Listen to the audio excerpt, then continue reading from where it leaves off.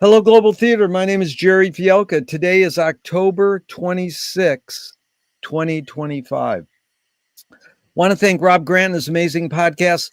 I'm probably wrong about everything.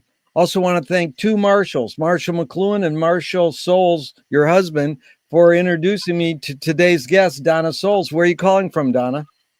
I'm calling from Ladysmith, BC, Vancouver Island. How cool is that? I also want to thank you and Marshall for doing a conflict resolution salon with me and Rob 4 years ago. And I was reviewing it, and it is so I learned so much. It was really beautiful. A topic I feel passionate about. Very good. So the first question is, what is the best thing for a human being?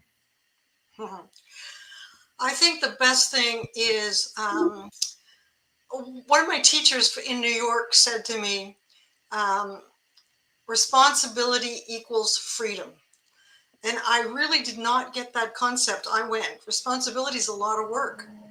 And until maybe 10 or 15 years later, to be able to be really responsible, especially in your relationships, I think, is an amazing amount of freedom, because nothing's going to ever bite you because you've always dealt with stuff when it happens. And I think that's true of a lot of responsibilities other than relationships, but relationships are probably really important to me. Really good. Why? What is your favorite form of information? How it comes into you? In person. Yes. Why do you think humans collect or gather information? I think that's a way of expanding ourselves beyond what we learned as children. I often think that, the journey of parents is, it just accumulates, that each child that they rear gets better and better and better and better, even if they've come from a very dysfunctional background. Their child maybe makes a couple of steps better. So I think that information that is a real asset to anchor us to being better people as we mature. Really great words. You're concise and articulate, Donna. I appreciate this because that word expand and the word anchor really touched me. I Ah, appreciate, yeah, really good. So, do you think this need or want to collect information is more innate or more invented? ooh, that's a really interesting question. Innate or more inventive? I'm not really sure I understand. Can you say it a No, little? invented. Like, did humans make up collecting information, or is it in it? Like eating, we tend to think that eating is innate in us to eat food. Hmm. But then I heard there's breatharians and they live by breathing. But Right. in general we think we need to eat. I mean, that's what we do all the time. I need to eat. But is do need do we do we collect information because it's in us innately, like eating, or did we invent collecting information? Well, Marshall is, you've mentioned my husband Marshall writing this book, and he looked a lot at animals and how they play. And I think that if you look at animals, I think it's innate to gather Yeah, and collect information, and they do it. They yeah, become better survivors. And I think for us, I think that word surviving is really important today. That the more information we have, the better we can survive, and the more objective information we have. So I think it's innate that, but I'm not totally sure on that. That's a really yeah. good question. It's good. I like not being sure because people think that when I ask a question, like Rebecca Solnit says, just because you ask a question doesn't mean I have to answer it. So when people say I don't know or I can't answer that, that's perfectly fine for me, to say that. But saying I'm not sure is really good too. So do thoughts create emotions? Ah, well, I got a story on that one. Now, well, let me tell you, Donna, I welcome stories, anecdotes, and tangents. So go for it. Okay, I don't, and I often like not to have them too long. because I want people to be able to track it. But I was dating Marshall when in the 1960s, 66, and we were walking on this beautiful beach, and it was sunset, and I said, Marshall, what are you feeling? And he said, I don't know. And I looked at him and went, what? How can you not know? So then I thought, well, what else can I ask him? So I said, what are you thinking? And he said, I'm categorizing. And I went, this is the man for me. I know how to feel, but I don't know how to categorize. Made a Oh, distinction right there. I'm marrying this man. So feelings and thoughts. Um,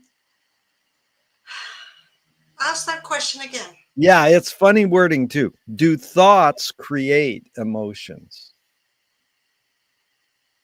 Well, another, I do think, there's that book, We Are What We Eat. I think we are what we think. And so the thoughts that we put into our heads definitely create emotion. So if we are thinking negative thoughts, that is the emotion that we're going to feel. And that's called self-talk. And so if we change that self-talk into something like, well, maybe I'm upset because I don't really know what they mean by that. Or maybe I'm feeling this because I don't have all the information. So I do think thoughts do create emotions. And I think we should be very mindful and cognizant about our thoughts and how who we become are those thoughts. And, a positive or a negative person or indecisive or all kinds of emotions. So I think I can answer that one pretty clear. Yeah, really good. I was raised with that. The power of positive thinking. But you said the word self talk. Is it TALK? You're saying self talk or self? Yes.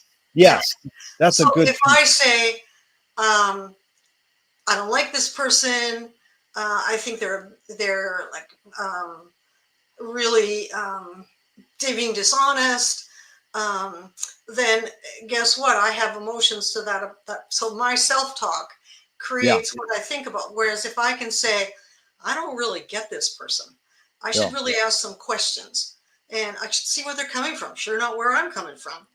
yeah. Then that self-talk can really change how I feel about that person. And it can also really change that person in terms of how they relate to me. So I think I'm a believer in self-talk for sure. Yeah.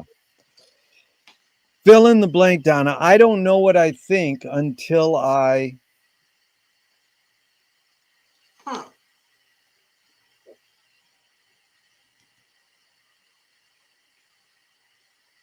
Explore.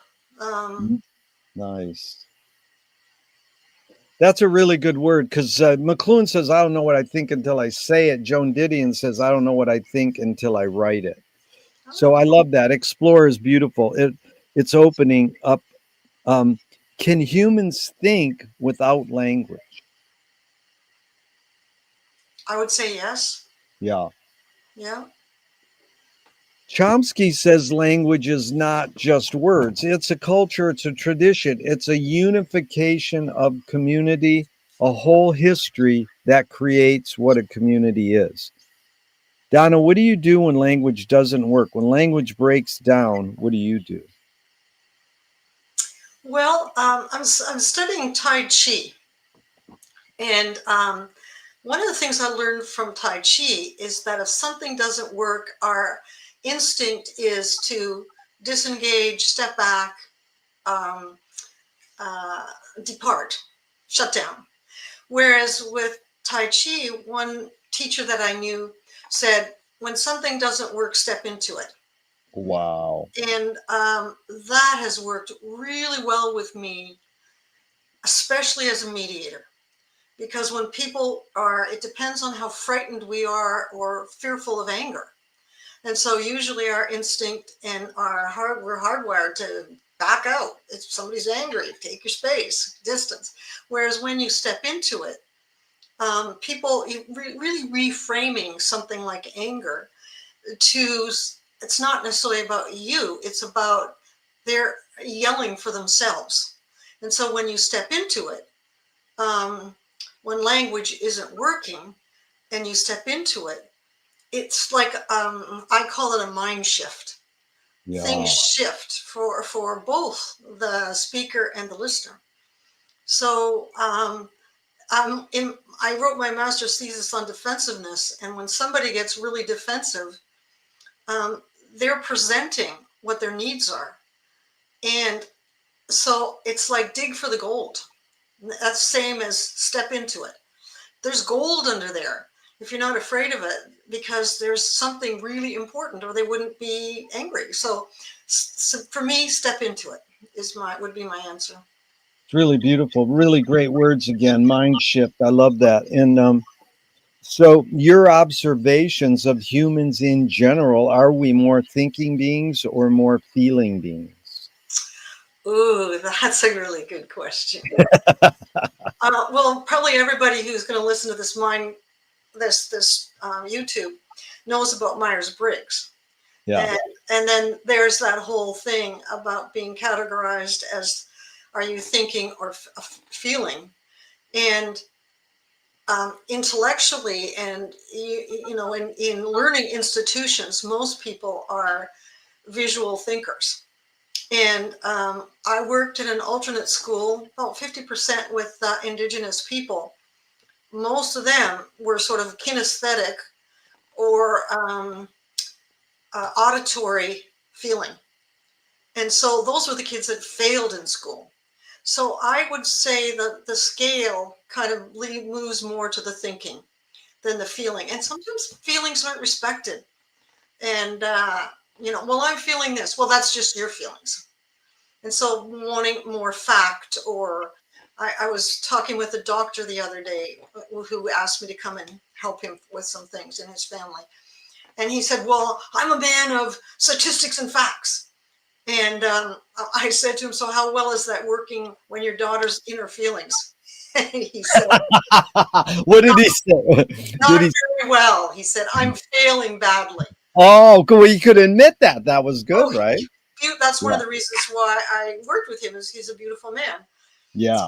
And could take ownership. So I think being in the thinking realm can really, if it needs to be balanced. It needs to be both. Yeah.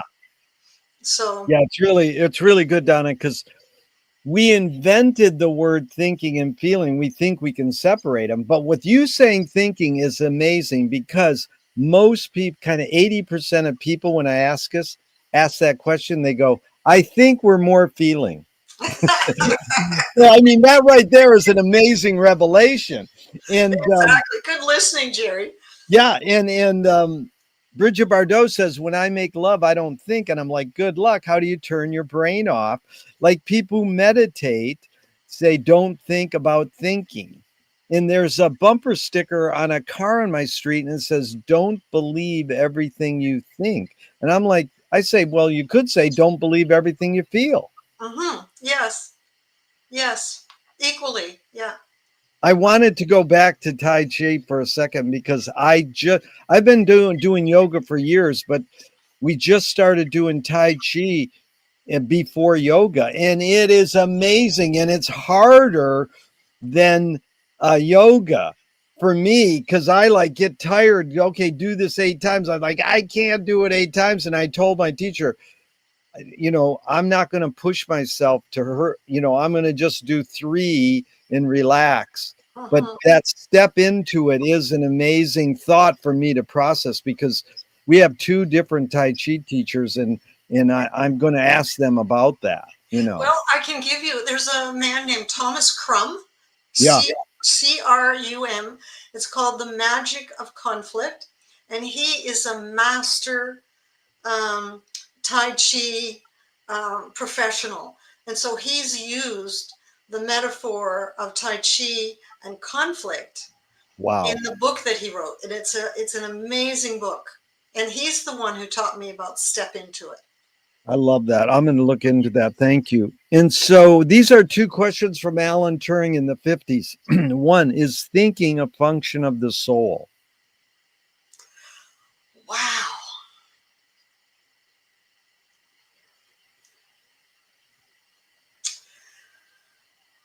actually don't know how to answer that one. Yeah. Is it a function of the soul? So then I have to go, well, for myself, not for you, define soul. What is the soul? And I think the soul is more just being. Yeah. And like you mentioned, Gerry, about meditating, when you're in your soul, you aren't thinking, and you're just present with nature. And you also made an inference to sex. It's like it's funny how um, I took this course on it's on um, uh, out of body. I don't know how you'd even describe it, and I experienced that as a very young child. And when you're in your soul, I just don't think you're thinking or feeling. It's like Yeah. there's, and I think it's like there's thinking here and there's like heart and feelings. But I think when you're in your soul, you're up here somewhere. You've manifested. And I'll give an example. I love teaching by example. When I'm skiing and I'm doing an incredible run, and it just feels like my body, my thoughts, and my mind are all aligned, I'm up here. Yeah. And that is my soul space. The minute I go, what time is it? Am I hungry? When is lunch? You lose that space. And that's Amazing. when you can fall or misstep Yeah. or whatever. So that's my answer to that one. I It's don't really know. good. I get that in the morning when I ride my bike at 6 a.m. There's no cars out. Yeah. And I'm just like, this is so free. And I swear I hear silence. There's no sounds. And it's just the movement, like the skiing, moving, swimming, riding, something about movement. We can get lost in that. Yeah. Really good. So the second Turing question is, can machines think? Hmm. Well, I'm just going to take a stab at this one, and I would say they're programmed, Yeah. but they cannot think of something outside their program. Yeah. Unless there's like a glitch and they shut down. But I don't think that they think to shut down. Yeah. I think it's the programming that's making them function. And I Yeah. have a huge respect for machines, um, because I like working with chipping wood and chainsaws and chippers, and they can do a lot of damage. And so to me, I have to think for it. And if I don't, I can get hurt. Yes, really good. It's like AI is in its early stage, and people say it's our duty to raise it well. But my friend told AI, "Have a nice weekend," and it responded, "Hey, I can't do that. I don't. I'm not capable of doing that. Those kind of requests." Do you more pursue happiness or more pursue meaning? Oh, that's an easy one. Happiness. And Every, so I got it from Viktor Frankl's book, Man's Search for Meaning. And I'm curious what you think of this. He says happiness doesn't tend to last, meaning tends to last. well, okay. And so, what are you lasting? That's a good guy. Yeah, what do you like? That you are you saying live in the moment? Um, no, I actually I do a lot of planning, and so I'm in the future, and Oh that's and wow. that's how I get my happiness. Because if I don't plan, Marshall's filled it up with a whole bunch of other things, or I've filled it up with a whole bunch of other things. And so if I plan well, um, I really, and I love planning. It really Yeah. works for me. It's my ego fixation, planning. And it can be a strength, but it also can be a weakness. Yeah. But I think I won't answer that one right now, but I think I live for happiness. Life is about being happy. Yeah. I agree. Now, when you said that word, I want to make sure I got it. Eagle fixation, Go. EAG, huh? EGO, ego. Oh, ego fixation. That's my Yeah. ego fixation. Okay, thank you. Okay, so what's faster, speed of light or speed of thought?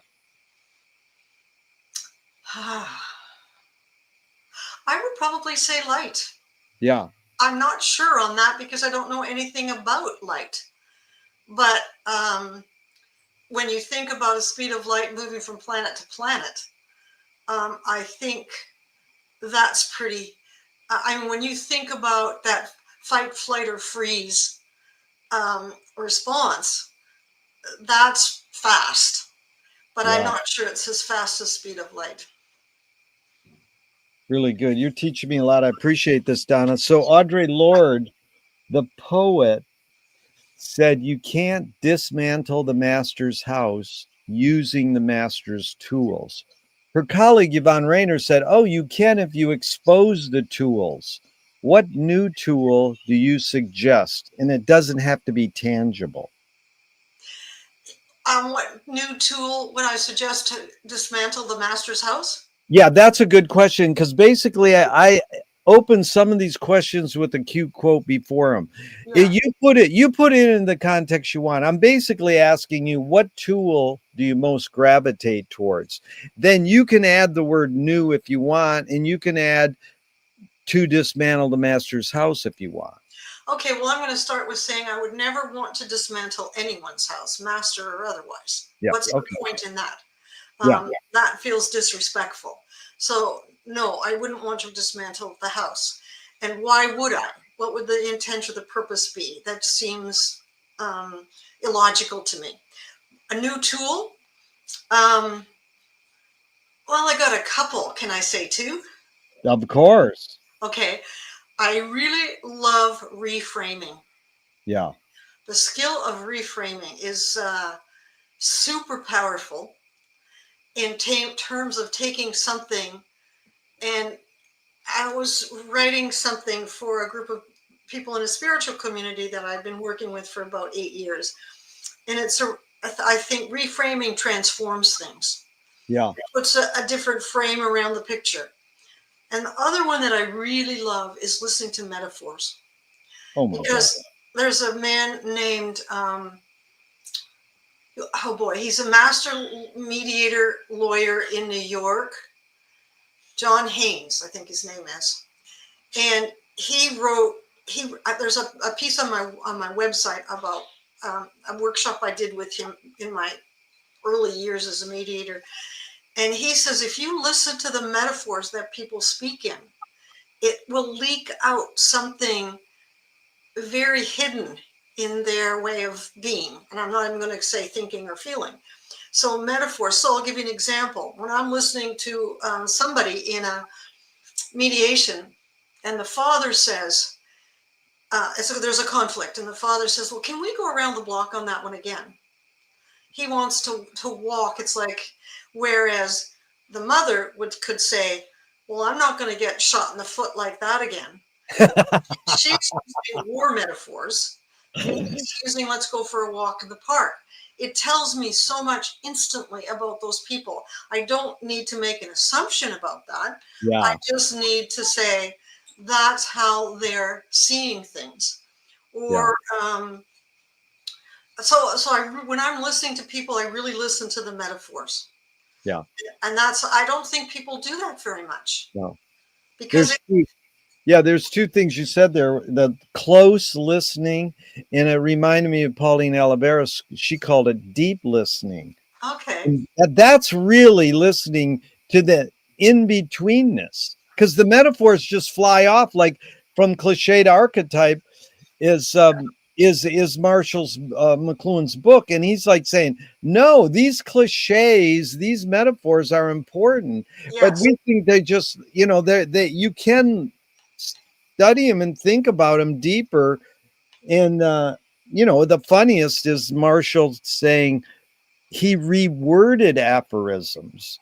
So he said, hey, I can get an insight from somebody's cute quote. That's cool.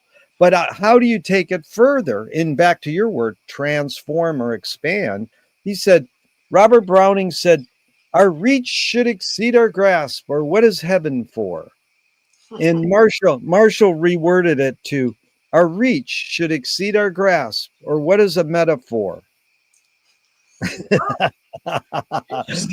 Because it's like, what is a metaphor? I missed that. Yeah, it's a real playful thing. And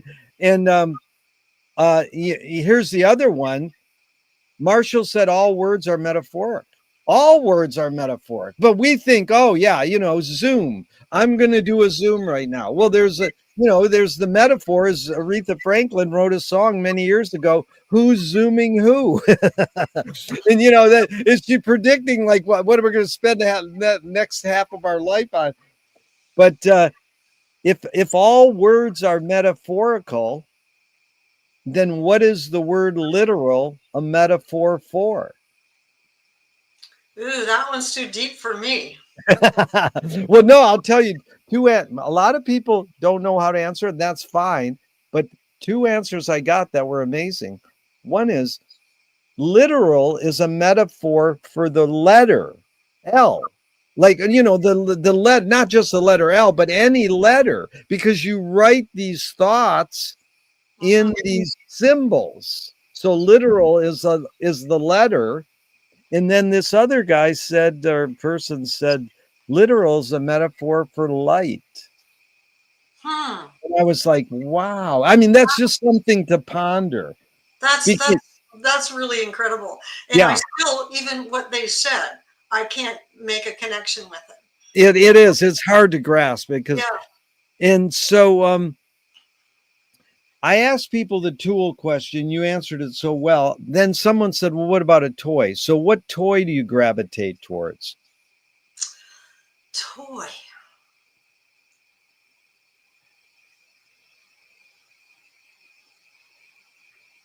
Well, it's not technology. I wrote to somebody the other day saying technology is not my friend, and then I went, no, I'm not a friend of technology. So that wouldn't be my toy. Uh, Toy. I guess I would say um, being outside and using a chainsaw. If you can imagine a husband giving his wife a chainsaw for Christmas, or a skill saw for her birthday. I So love that. I think tools are my toys. I mean, I bought Marshall a chipper Oh, to that is cool. chop You wood. So, you flip the whole thing. The toy is tools, like yeah, like that's your toys, and yeah, that they serve a purpose. Yeah, yeah. Donna, what do you worry about when you go to bed at night? Ah, hmm. I worry about um, some people's relationships, especially friends, Yeah, and it makes me sad.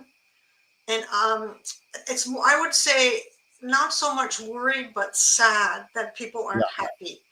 yeah, Because I worry when Marshall and I are um, out of sync. I do worry about that. yeah, I can't sleep about that. And that doesn't happen very often because we live in the 95 percentile. But when we're in 5% of um, not good, yeah, I worry about that. And I sometimes worry about whether he is happy writing his book and how much that's taking from him. I sometimes worry about my daughter, yeah, or our daughter. Um, but I guess it's more relational. yeah, When it comes to bigger problems like world peace and things like that, or climate change, from way back when I was in my 20s living in New Jersey and the Vietnam War was on, I was going, I want to work in our community. We've got, look at what's outside, look at what's happening between African Americans and the conflicts there. So if we're going to worry or even put our energy into doing something, let's do that. And yeah, so for me, with those big global issues, I look at, okay, what conflicts can I solve in my community yeah, and volunteer? Right now, wrote a children's book about conflict, and I want to go and read that. I've got the Rotary Club is connecting me to go read in in the elementary schools, so that they can talk about how do they deal with these things, because as they mature and become people, then hopefully some of those worries will be and thoughts will be embedded more. So Yeah, that's that's how we met, because I was talking to you two at that McLuhan conference, and I says, "Why aren't we taught conflict resolution in high school, in grade school?" And you go, yes. "We did teach it." I was like, "Thank God we progressed." Yeah. So McLuhan learned from Ezra Pound, the poet, that artists are the antenna of the race. They're broadcasting and detecting the hidden psychic effects of our inventions, so we might learn how to cope with what we don't like about our inventions. So, Donna, I asked you the question Marshall probed his whole career. Why do we ignore these hidden psychic effects of our inventions, even though the artists are broadcasting them to us? Well, I think that metaphorically, artists have vision. There's a they really. I mean, if we talk about creativity, where does that come from? And so they have vision, they have insight, they have, um, and they do broadcast that. And why don't we listen more, or why don't even we look at it more? I'll take Marshall's street art. You know how the message that art, and it's becoming more and more beautiful and more significant messages. And so I think street art is a way of taking artistic, um, creating an artistic tenor, but putting it more in your face, Yes. on a wall, or and I think that infiltrates. But I think that people are insulators, are insulated in Yeah. their own challenges day to day. I think creativity is a luxury. That Yeah. if you're a bricklayer and you got 3 kids, and your wife is not, you don't have the luxury of looking at art. You don't even have the luxury of seeing that vision and that antennae. You're just taking care of day by day by day by minute. And so I think we are insulated by some of that vision, and because of our own world, and not even worldview, just our own insular world that we deal with on a day-to-day basis. Yeah. Really good. Do artists have moral obligation? I would say no. Yeah. I would say no, that it's creativity is not something they should or have to do. Maybe Yeah. some artists feel that way, but not all artists are inclined that way. So I think it could be a bit of both. Yeah. Are you more afraid of old ideas or more afraid of new ideas?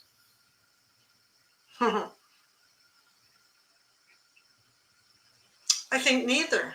Yeah. I think we need to learn from the old. We need to remember the old ideas. You go right back to Remembrance Day.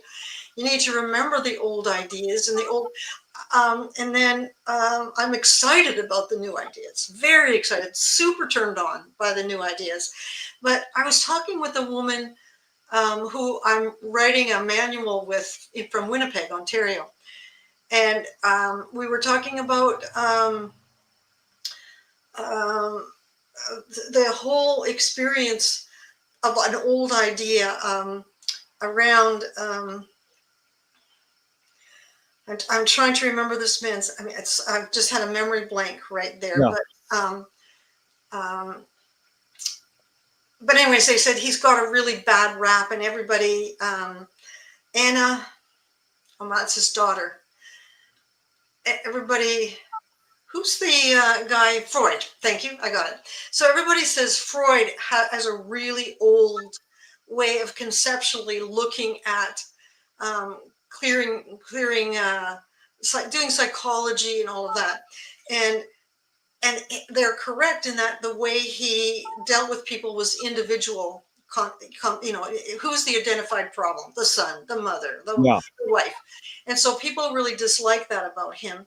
Whereas that's progressed now to mutual influence, like Virginia Satir. It's like, look at the whole family, social Yeah. influence.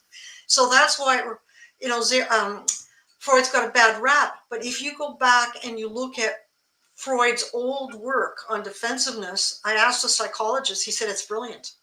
Wow. I wish I was younger and I would study Yeah.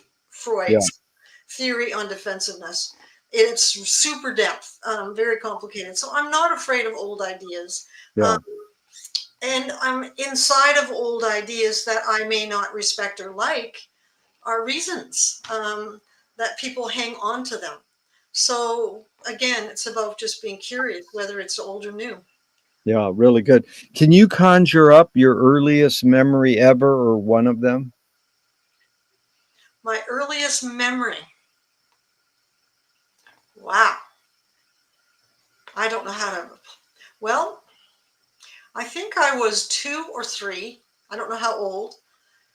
And I had a really bad tonsillitis and hearing, and it affected my hearing. And I had an operation to have my tonsils out. And they told my mother to stay because they didn't think I would survive the night. And the oldest memory that I think I can have is that I actually left my body. And Wow. that really, I did not know that until I was probably, I'd never told my mother what the experience was like. I would lie, and it only happened at night. And I would lie in bed, and I was completely awake, and I couldn't move anything. I couldn't move my arms, and I was up above my body in bed, looking down at my body. And I never told my mother because I felt too freaky and I was frightened.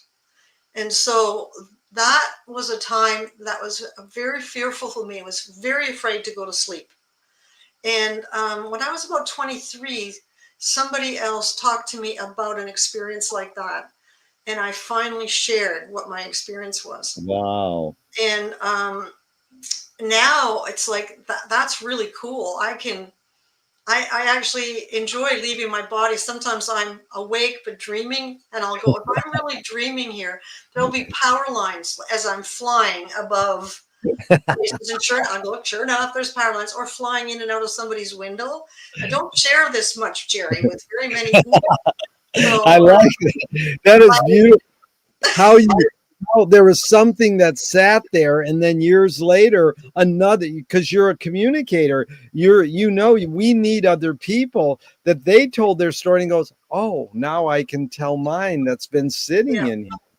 And one that I thought was pretty freaky. It's Yeah. kind of like, how are people going to see me after I tell this story? And probably like some kind of weird voodoo yoo-hoo. My friends already called me, or there's Donna doing her blah, blah, blue meanies, they called it, or something. So I was careful not to share that one too soon. Is memory more a curse or more a blessing? Well, I think let's take it back to what you said about feelings. Does the memory take you to a feeling of happiness, or does it take you to a place of regret, remorse? And if my rule of thumb is, if I wake up and think about something and I have a memory of something at 3 o'clock in the morning, I got to deal with it. Yeah. Because it's haunting me. But I have lovely memories, wonderful memories. I can tell, I love my memories. And if they're not good memories, then I know that there's a hangover there in the emotional realm that I need to deal with. And so that memory is very beneficial. I remember, I was telling you about the man I was working with earlier, and he said something about, well, I'm doing fine with it. I said, except when you wake up at 3 o'clock in the morning and you're thinking about it. And he said, how did you know that? I don't know what it is about 3 o'clock in the morning, but it seems like a lot of people have a 3 o'clock in the morning wake up call about something that they need to take responsibility for. So. Really good. Tell me someone within your immediate family who had an impact on you, and what specifically was the impact? Well, that's an easy one. Well, actually, I'll start with a little younger. Um, I my parents were involved in a church, and I had to go to school and do catechism and things like that. And this man walked all the principles that I was learning about in um, Bible school, and I preferred Bible school to school. If I could have just gone to 5 days a week to Bible school and one morning to school, I would have been really happy, because they were the principles that I just really loved, like God sees a little sparrow fall. Um, so one time there was this young man across the street from me whose father had just gotten out of jail, and they became a neighbor, and he was in my class at school, and he was behind. And so I invited him to my house to help him study and catch up. And the next door neighbor didn't like me hanging out with this, quote, criminal son. So she told my father to end that relationship. So my father said I couldn't do it anymore. So I went to church and I went to my minister and I said, that's not Christian. And what you're teaching me here is totally against what my father is asking me to do. Within 2 days, that man was in the guest living room talking to my father, saying that he was wrong. And I got to help this young boy again. So that happened with my marriage to Marshall. It happened a couple of times where he just said, um, supported me, I guess. So he was the first person that really supported me. Oscar Ichazo from Eureka Institute and the learning I had there, it was like doing that work was like I'd taken my eyeballs out, I'd washed them, and then put them back in, and I saw the world completely different. It was not only to see it, but felt it, thought about things super different. And that spiritual work is sort of the replacement for my religious work. I don't go to church anymore, but I certainly practice what I learned from Eureka. And then the last person is, I wouldn't be where I am right now. I wouldn't even be sitting in this chair talking to you right now if it wasn't for Marshall. Yeah. He's supported me in ways that I never dreamed could be supportive. He's really and we also are pretty mutually balanced power wise, so that we can really workshop, challenge, fight really fair. And so those three people have really changed who I am as a person. Really, really articulate and concise. I really got a picture of each one really clearly. Thank you. Now, were you raised a particular religion? I'm Lutheran. Lutheran. And do you pray? Um, well, it depends on how you define pray. Um, in some religions, you're not allowed to speak directly to God, but I think I pray to a higher being. Um, I don't know how we're doing for time, but I do have a funny story one time where I prayed to God when I was about 6. And I had a rubber ball that was given to me for my birthday, which was really precious. And I lost it and I couldn't find it anywhere. And I looked everywhere and I was crying. And I went into the house and I said, Mom, have you seen my ball? Sister, have you seen my ball? Dad, no. And I went, please, God, find my rubber ball for me. And I went down to dinner. So hours later, went down to dinner. My father always kept cheese, smelly cheese in the milk box. That was a really old house. I was only 6, remember.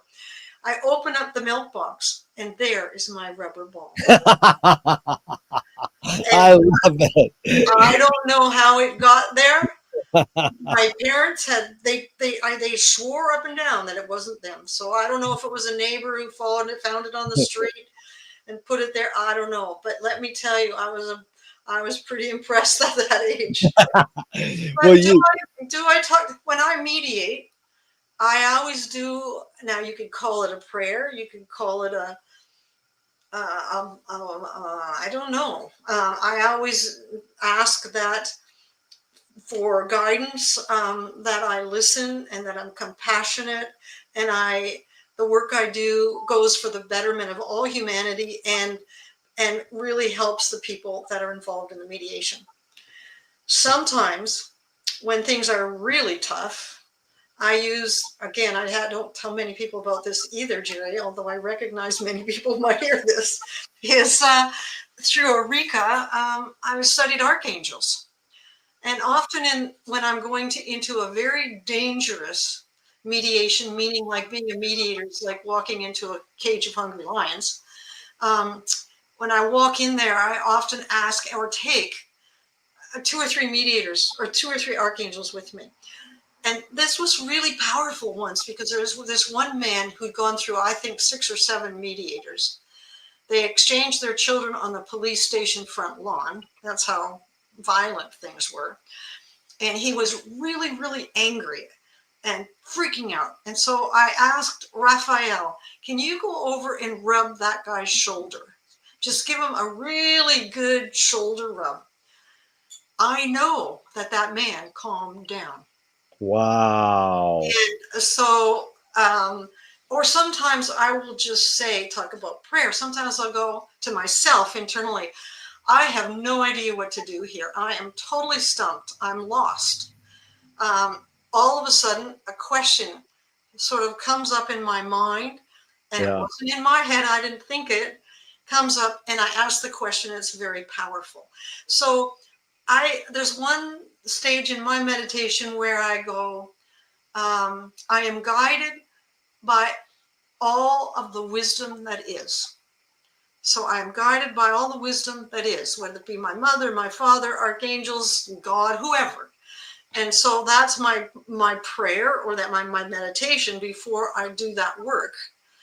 That especially when I feel like it's difficult, even maybe having a difficult conversation with Marshall or our daughter, so that I'm guided to do what's best for all. So it's not just about what Donna says. So I never feel like, oh, aren't I brilliant? I feel like I've got a whole army of helpers behind me. Or not even, there's an army. It's not even an army. There's an interesting metaphor I picked, right? My friend calls hers the love army. But I don't even think army is the right word, because army depicts war. So, well, the word might be is crew. Bucky Fuller says, we're all crew, no passengers. oh, fabulous. Isn't that good? Because we're all crew. And it's like, yes. no, we are all part. So that is beautiful. I want to ask you, Okay, is just our before you go on, that was a reframe you just did for me. Yeah.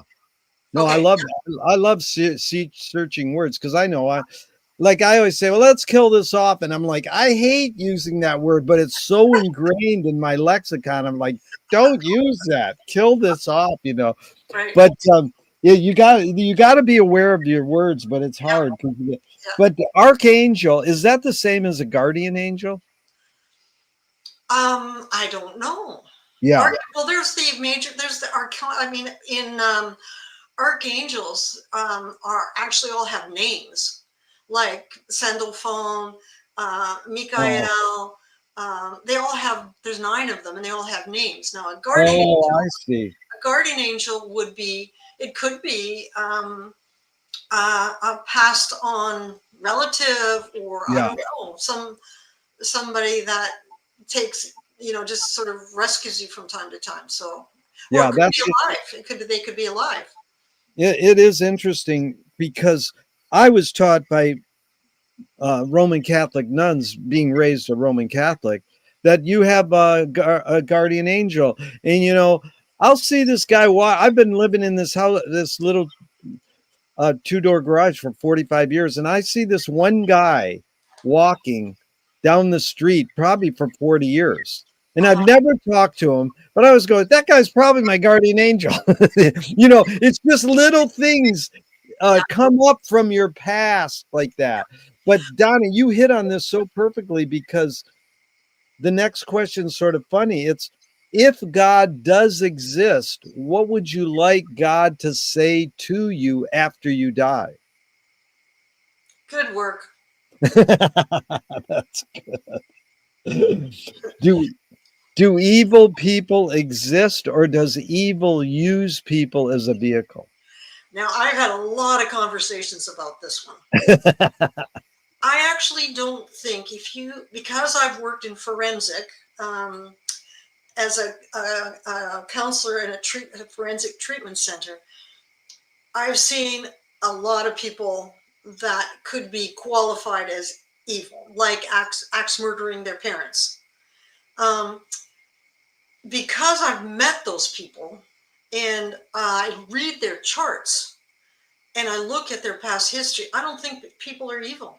Yeah. I think it's what their experience has been that has created who they are that does harm. So I Yeah. don't even like the word evil. Yeah. Which is funny because backwards it spells live. That's interesting. But here's the really hidden question, Donna, is this is all your these two next questions are all your field, but just briefly, because we did go into a lot of this in the conflict resolution salon, but I got to ask it anyways. How do you advise someone to deal with an enemy? And I'll set it up. Coppola stole from the mob and the samurai, keep your friends close and your enemies closer. JFK said, forgive your enemy, but don't forget their name. And Fellini says, I need an enemy. So it's a lot of thoughts. So the first thought, before you answer the question, how do you advise someone to deal with an enemy? How would you respond to Alan Watts? He says, if you acknowledge your enemy, you empower them. Well, it depends on how you acknowledge them. Yeah. It's like if you surrender to them, you're definitely going to empower them. Yeah. And so sometimes people who you perceive to be, and I'm using that word very carefully here, perceive that they're your enemy is not. When you engage with them, again, it's stepping into it. Yeah. Okay, this isn't feeling well. And the other thing is that one of my coaches that I've worked with for years, when I asked him to do some work with me with this one particular group that I'll not necessarily name, he says, no, thank you. Suffering is optional. Wow. I And love. yeah, that's a good one. And so when I find out that I've stepped in with a person that is difficult for me, I can get curious about it. And sometimes that person becomes, the more I know them, the more I can learn from them, and the more different they are. It's really good. And when it is just difficult, why would I put myself into suffering? My goal is happiness. Yeah. So I don't need to unless we are interdependent, then I have to work that out. But if I'm not interdependent, I can disconnect. Yeah. And so I don't need to suffer through it. That's kind of I don't like the phrase of martyr. A lot of people are martyrs that they should. But the first thing is that and to answer the very first question that you said about what advice would I give? Yeah. I wouldn't give advice. Wow. I would say, I would ask, what happened? And Yes. what did they say? Well, give me an example of where you got really upset. And well, what did you do? And Yeah. I met with this one client, and this woman said, well, we had someone to help us, and I didn't like what they did, and they did this and they did that. And it was, she responded to that because I said, well, this is my style. And she said, oh, I don't like that style. I said, okay, tell me how come. Well, I had an experience with this man, and he did what you're talking about. Okay. And what did you say to him? Well, nothing. Well, what stopped you? I don't know. I said, okay, so if we were together and I did something you weren't comfortable with, how much would you tell me? And I guess I need a commitment around that. What would you tell me? And she said, I would tell you. So then I said, okay, I think we can work together.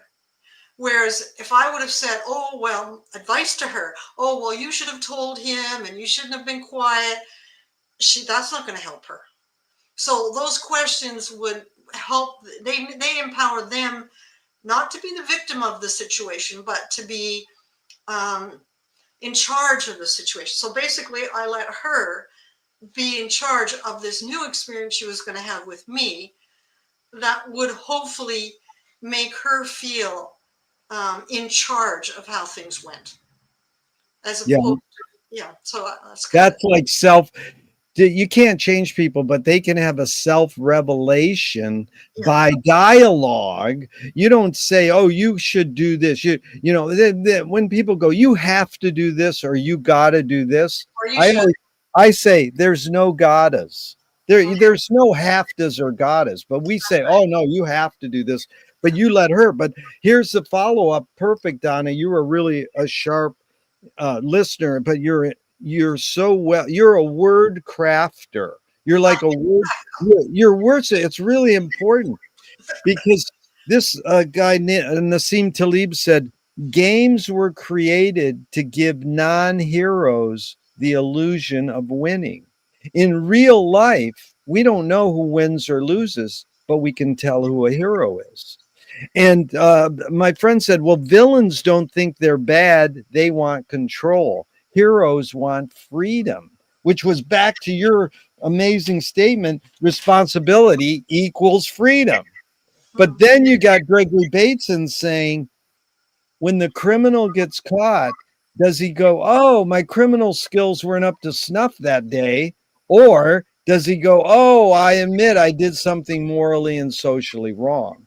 So again, it's a lot of prompts. You can go wherever you want, but the bottom line question is, does punishment work? I would say no. Yeah. Absolutely. Because of defense mechanisms. Yeah.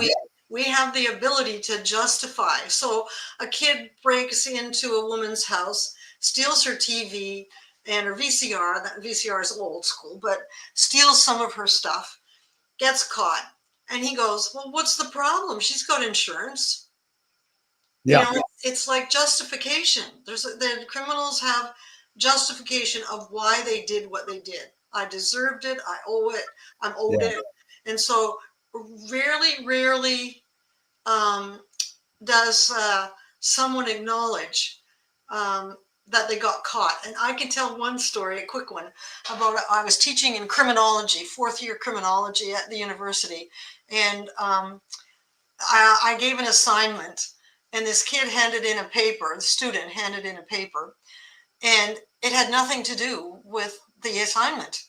So I called him in and I said, help me understand this. How does this topic, and here's the assignment, relate to your paper?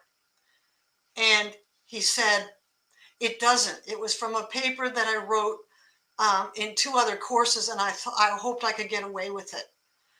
I said, okay, well, this is about conflict resolution, and how you resolved this with me was honesty. You didn't justify, you didn't make a whole bunch of excuses, you didn't make me listen to lots of stories. You owned it. So here's what we're going to do. I'm going to let you rewrite that paper. And whatever grade you get, I will knock it down 1 point. And I don't want you to tell anybody else I let you do this. So you were honest. You learned what I'm trying to teach in this course, and you know how to problem solve it. So to me, that's a really good pass. So that's how I dealt with that one, because he did say, was trying to cheat. Yeah. So He displayed honesty, and yeah. that was a mark that you liked, and you encouraged him. That was amazing. Yeah. So it's like in that moment, I can teach him everything I need to teach him in that class, and he cannot come again. Doesn't need Wow. to come again because he got the lesson. It's funny, about probably 5 to 7 years later, it came back to me about how he felt about that experience. He said it was one of his best educational experiences in his career of university. So I was really happy about that. So It must have made you feel good, because that's like, yeah. but I think most criminals are hardwired to defend when they're caught, and it's rare to get somebody like that student that I just told you about. Yeah. There's a couple of other questions you had in there, but they were Well, you mean quotes? Yeah. The one is yeah. Coppola, keep your friends close and your enemies closer. And then but JFK's, I wanna go in the JFK's, because Yeah. I want to ask you this question that's sort of stupid along with it. JFK says, forgive your enemy, but don't forget their name. Now, you went into this idea of forgiveness in our salon, Ah, and yes. it was very revealing. And I don't mind repeating some of your thoughts on it because it's, I always say forgiveness is the key. And Mark Twain says forgiveness is the smell the flower gets off when the foot steps on it. So it's, it's been, forgiveness has been elevated to this beautiful thing. Oh, you're forgiving. And when I say I'm sorry, please forgive, people go, you don't have to say you're sorry. Anyways, it's just my way of trying to resolve things sometimes. But here's, you can go wherever you want, but I want to add one more thing. This is a question I used to ask people, and now it's like creepy. I'd say, if Trump gets caught and he's thrown in jail and he can't run for president, they hope to God he doesn't run for another third term, because they're saying now they're going to get him in another third term.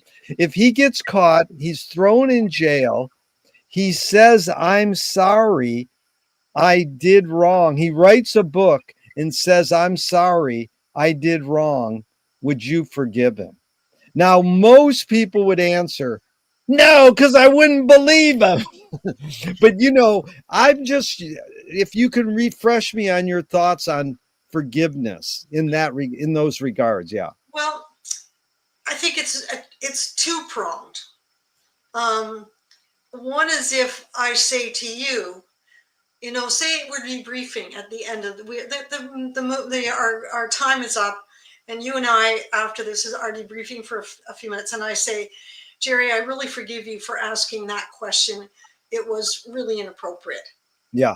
and it's assuming that you did something wrong, and Yeah. you would sit there and go, what? I didn't do anything wrong, so why are you forgiving me? I come off as superior, Right. pious, and I'm not a fan of that at all. Yeah. I can say, wow, that was a difficult question for me, and I can accept. So why you asked that? I can accept that. To Yeah. me, acceptance is better than forgiveness. Right. And so I can accept because the hurt's in me, and I chose to be hurt. So why am I forgiving you to hurting me? It was my choice. Yeah. And that is back to responsibility equals freedom. I'm then free of that. I don't need to forgive you Yeah. because I chose to be hurt. And so, in terms of, I never say, but when I have done something wrong, which is very different now, it's no longer about you. It's about me. I can go to Marshall and I can say, I am really sorry that I snapped at you when I walked in the door. I put that on you. You didn't deserve it. That was about me walking in the door in a foul mood. I'll go down to my office and have an attitude change. So I can say sorry, and I can also say, please forgive me. But that's for him forgiving me because I am owning and responsible that I caused harm. So I don't ask him often, please forgive me. What I say is, um, how can I make, I made an emotional draw on our relationship bank account. How can I make a deposit? I'd said that to my daughter once, and she said, can you make us a bowl of popcorn? So it's over, right? It's over. Make us a bowl of popcorn and you're forgiven. And the word forgiven isn't even used. Right. And But so wait. How do you word that again, Donna? You say, I made a deposit, or I'm sorry, I made no, I made a, how a do you word that withdrawal. again? Oh, I made a withdrawal. In other words, I was nasty, or I snapped, or I did some behavior that was disrespectful. So How? I own that, and I say I took out a withdrawal from our emotional bank account. How can I make a deposit? What can I do that would be a deposit? Marshall and I look at that sometimes. It's like our emotional bank account in our marriage is so full. I use the metaphor of 95, the number 95. But when I'm in the 5%, I may, if it's me who's taken out the withdrawal, then I have to, both of us say we just want to go back to 100% really fast. So, but sometimes that could take a day.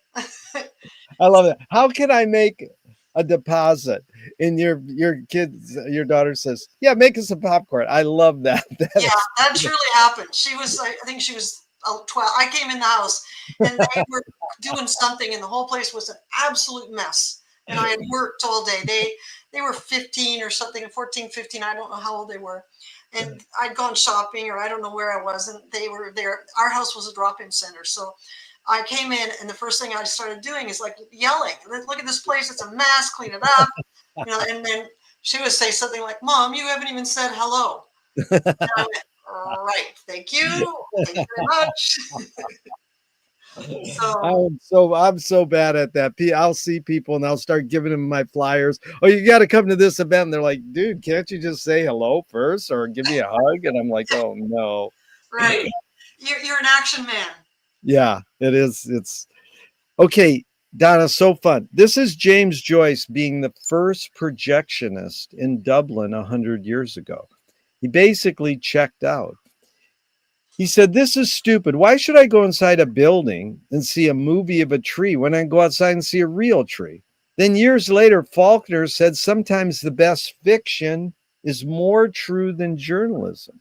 Why do we have to recreate things in order to get them? Why do we have to go to a theatrical play of people acting out life? Why don't we just live life?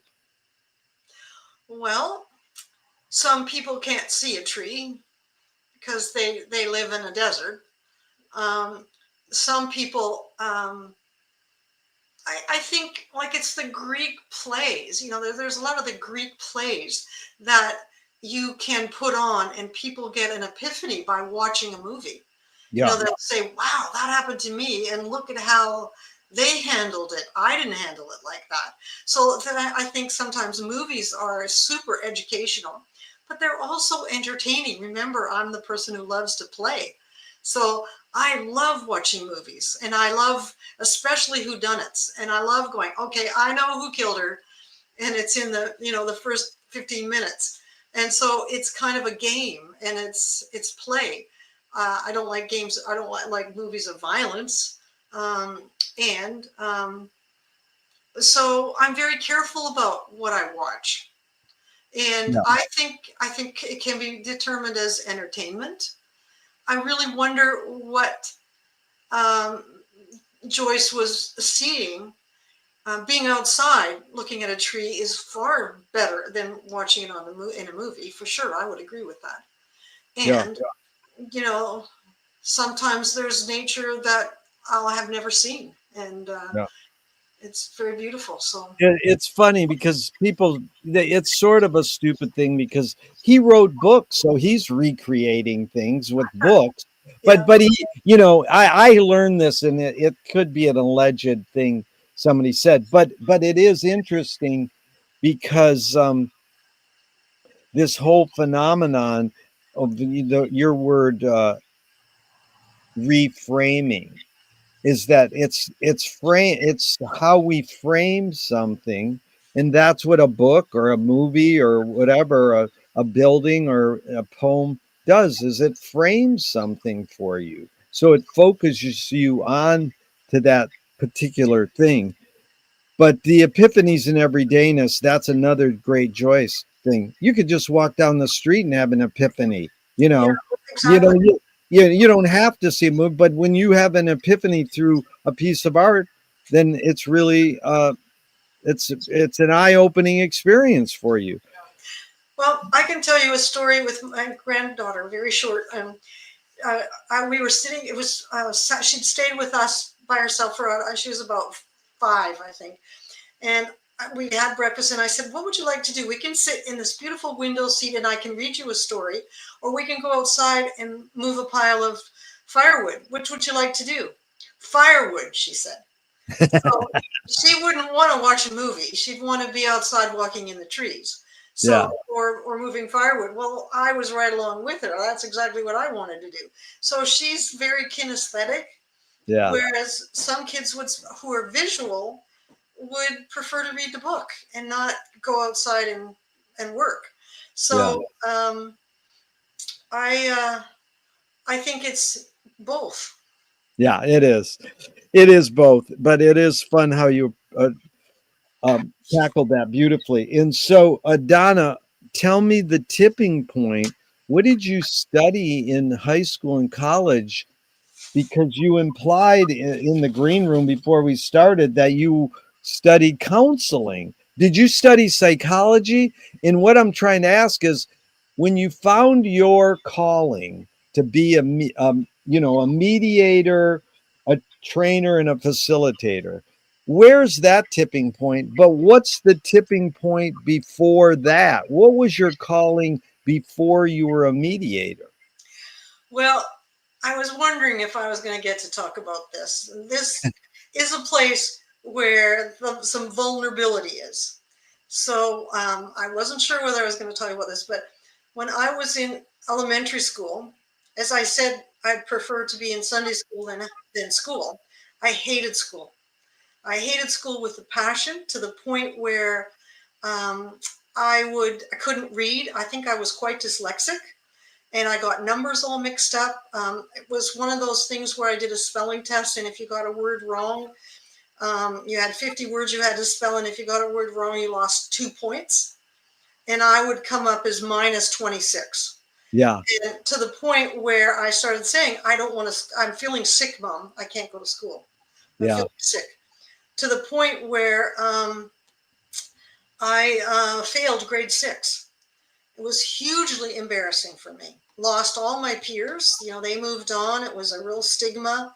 And when I uh, went back into grade 6 again, I started studying really hard. Like my dad would find me asleep at 5 o'clock in the morning studying for things. I became, in grade 8, the first girl, the highest marks in my class in grade 8.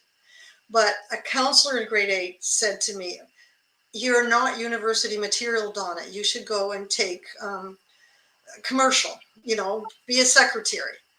And I was just devastated by that, because I did not want to be. I wanted to be a veterinarian or something like that. Because when I was 13, I volunteered looking after kids on the weekend, or on Saturday. I would take a mentally challenged kid to the park.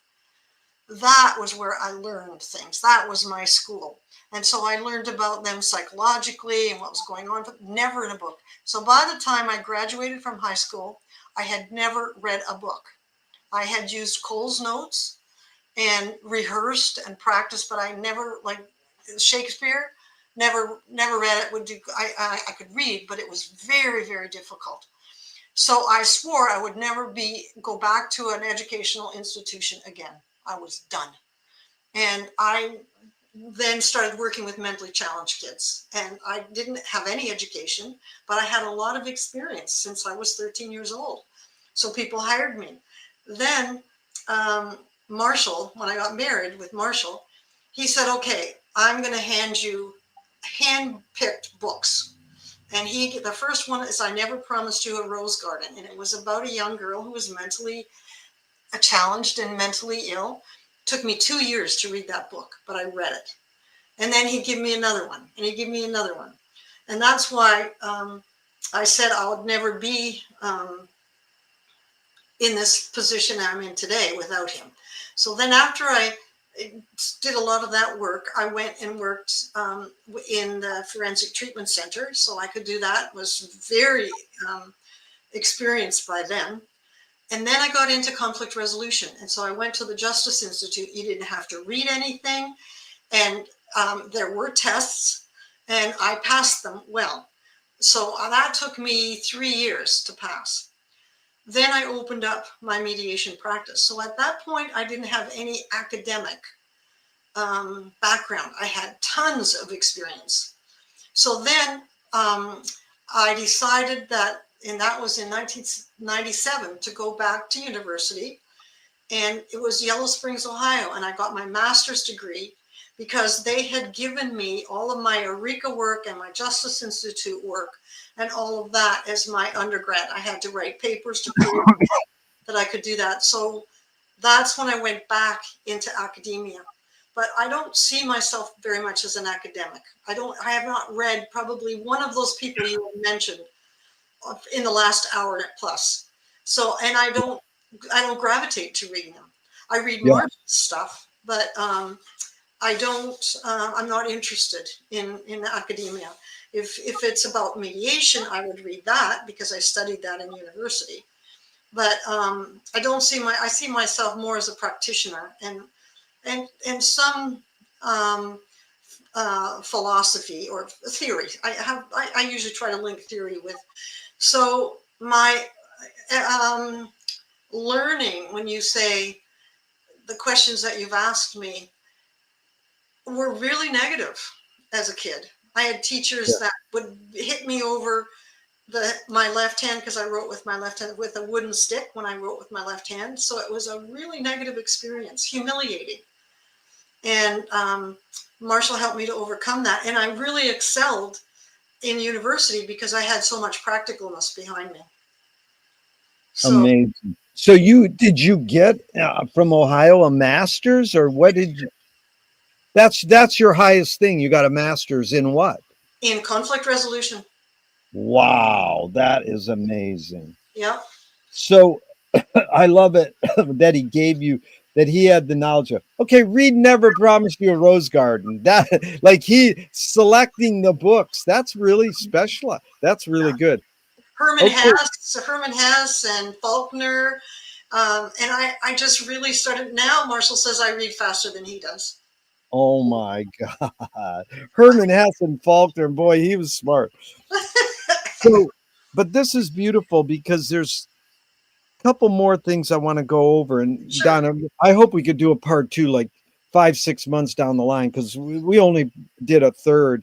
By the way, a lot of times people answer questions, and what I'm after is I want them to answer the question the way I want it to be answered, because Oh, I want assurance that I'm kind of thinking the right way. But I love it when they answer it the opposite. of course. And because then it opens me up like, well, why does this person? But so many of your answers are like, yeah, I would go like this. There's no right or wrong answers, Donna, but that one you got right. And there was like 3 or 4 times I was like, right, right, right. But this is a screenwriting teacher told me great art is when you can clearly see the intention of the maker. Stanley Kubrick says the opposite. Great art is when you can clearly not see the intention of the maker.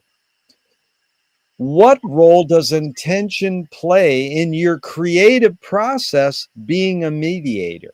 Ooh, okay. That one is an easy one. So a lot am I solution oriented as a mediator or a transformative Yeah, mediator?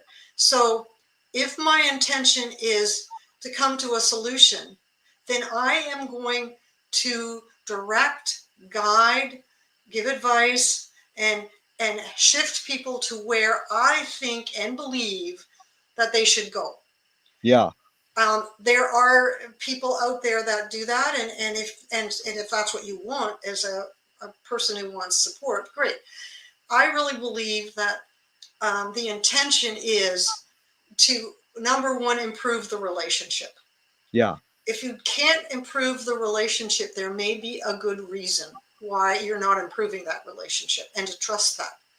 I really trust the participants in the mediation that so my intention is to do the best job I can and get paid. That's it.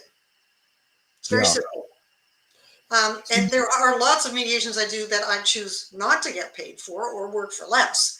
The money isn't the intention. It's just that it simplifies things. And so I don't really have an intention of it being a safe environment. Yes, that people are not hurt or harmed or judged or blamed or attacked or accused. So I work with guidelines from that, but they give the guidelines, not me. So the intent, because they know where they get into trouble. And so they'll tell me, don't let us do this because it will go off. So then I now have clear intention of fulfilling what it is that they want for the climate of the discussion of that mediation. So my intention is to be behind them, not ahead of them. oh, behind them. Not ahead of them. Because if I'm ahead of them, I'm directing them. But if I'm behind them, I call it tracking versus leading. Oh, yeah. When I teach mediation, I use that phrase: track versus lead. It's like turn yourself into a bloodhound and track.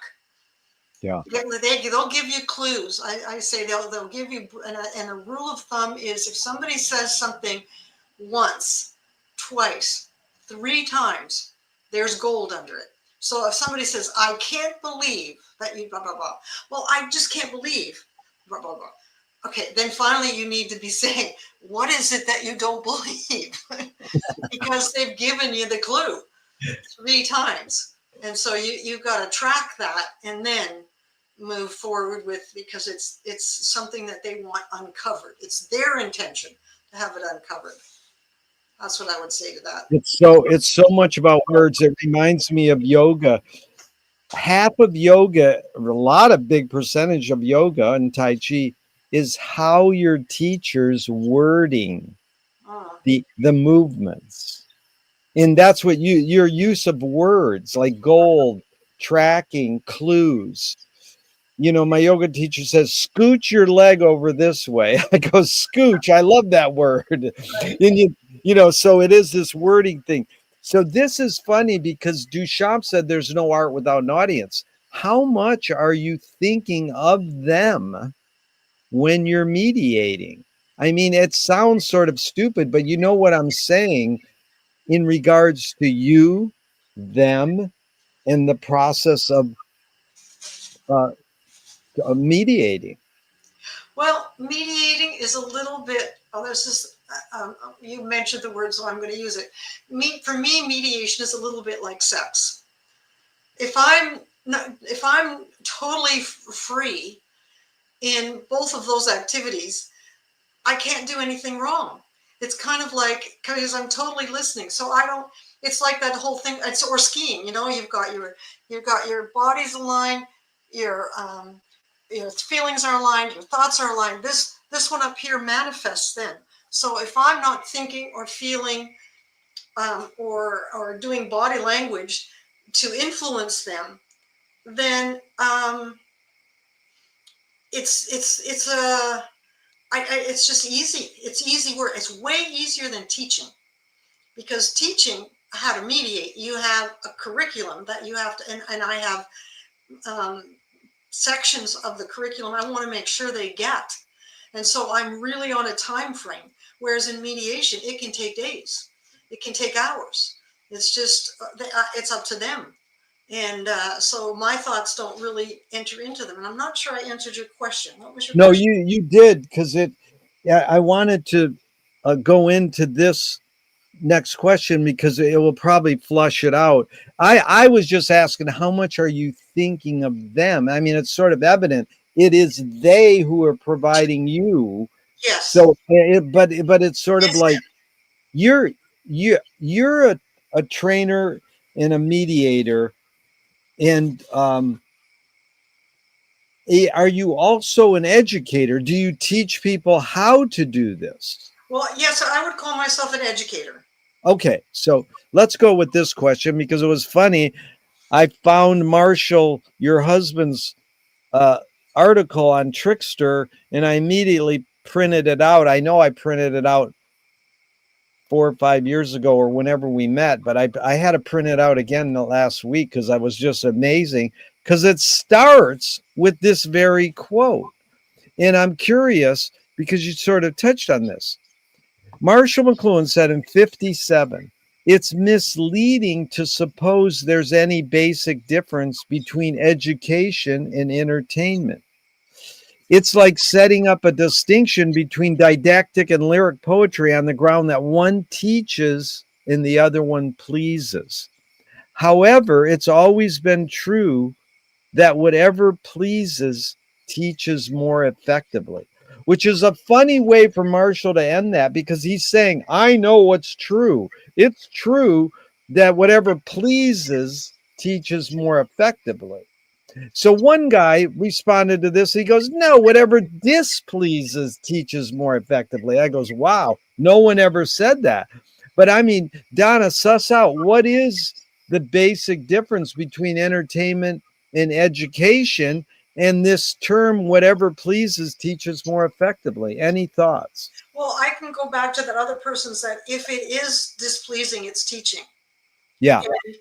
And I I was very displeased, and it didn't teach me. It shut me down. It humiliated me. So I disagree with that wholeheartedly. Although one of the things it did teach me as an instructor or um, a teacher is that learning has to be safe. It has to be safe. If it's not safe, you get resistance.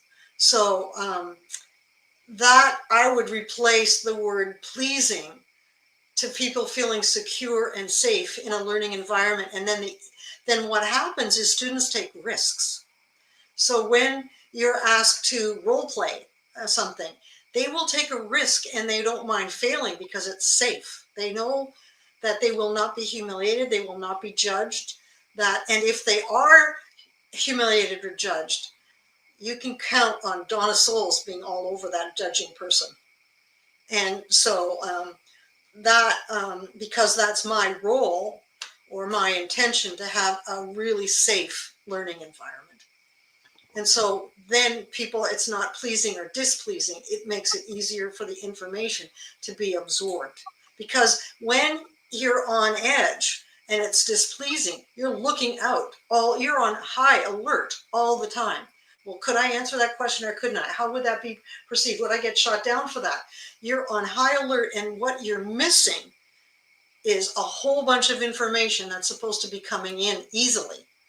But you're on alert about what you can do in that environment. So I would say it has to feel safe and comfortable. And then you can have difficult conversations because it's safe. Then you can challenge. Then you can take risks. So that would be my philosophy around a discomfort or comfort or Yeah. pleasing or displeasing. And so I wouldn't use the word pleasing. Yeah. Donna, it was amazing because you have ESP, because I was going to say, could you suss out the word safe?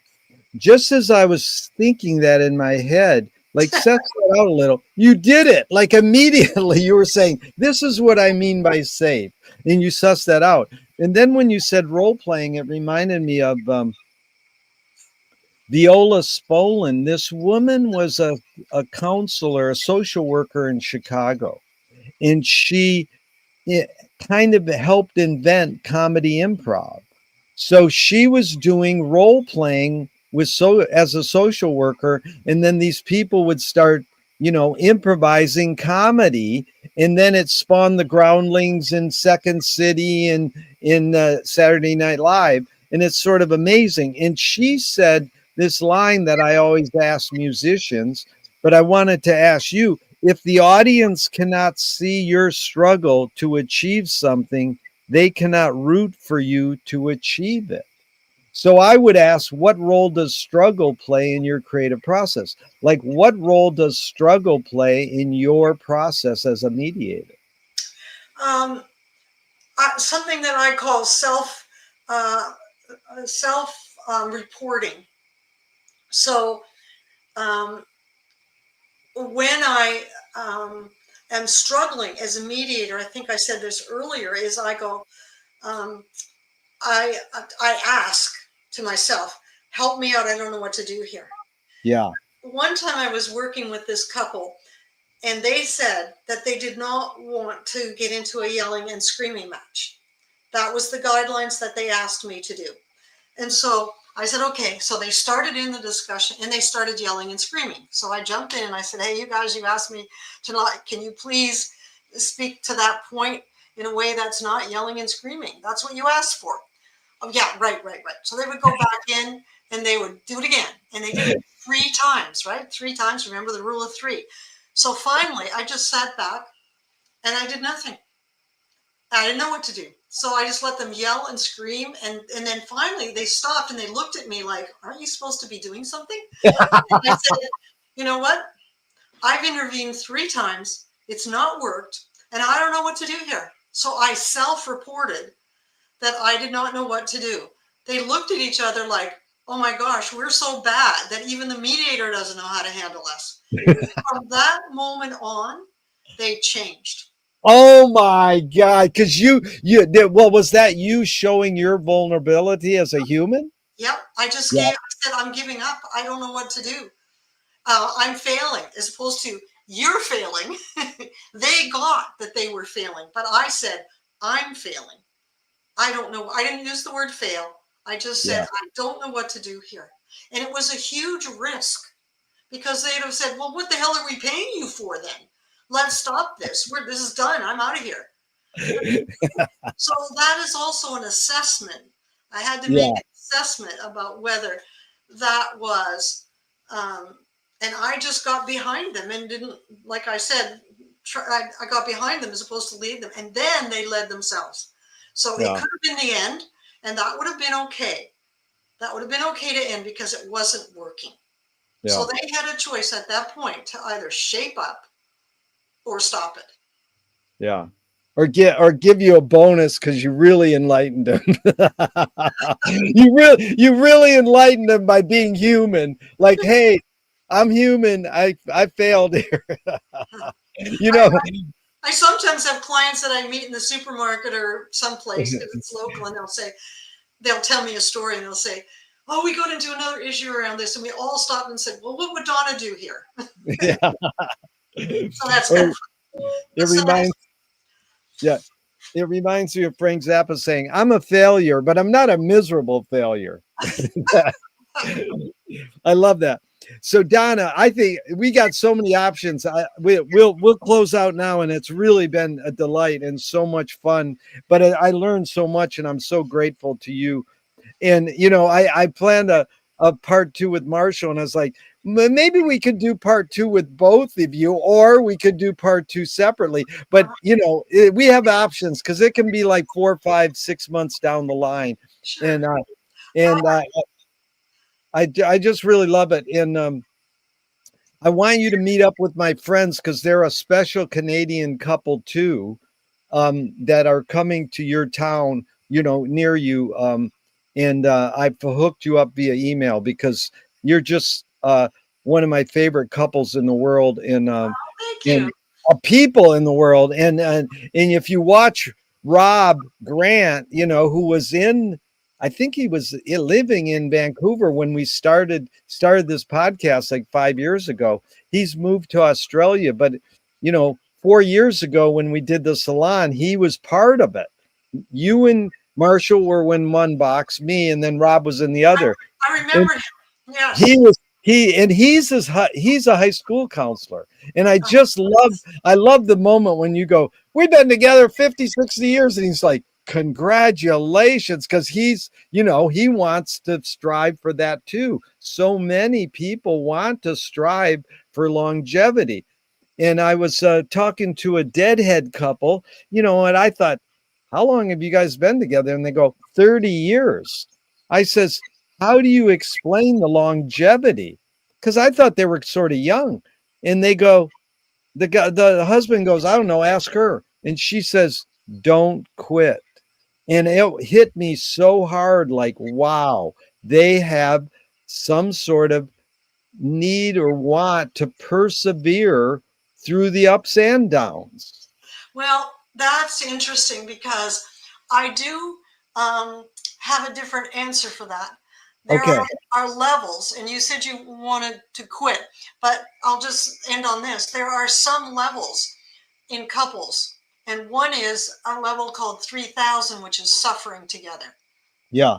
I think about sometimes my parents kind of just suffered together for the whole time. Yeah. Then there's the other levels, but the enlightened couple is they know how to fight fairly. Yeah. And I really think that's to dichotomize that one is suffering together and the other is committed to living in the 95% and fighting fairly.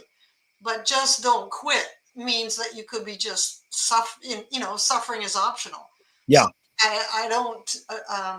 No, that sussing that out was beautiful because I've asked people that question for how do you explain your longevity? And one couple said to me once, we know how to fight.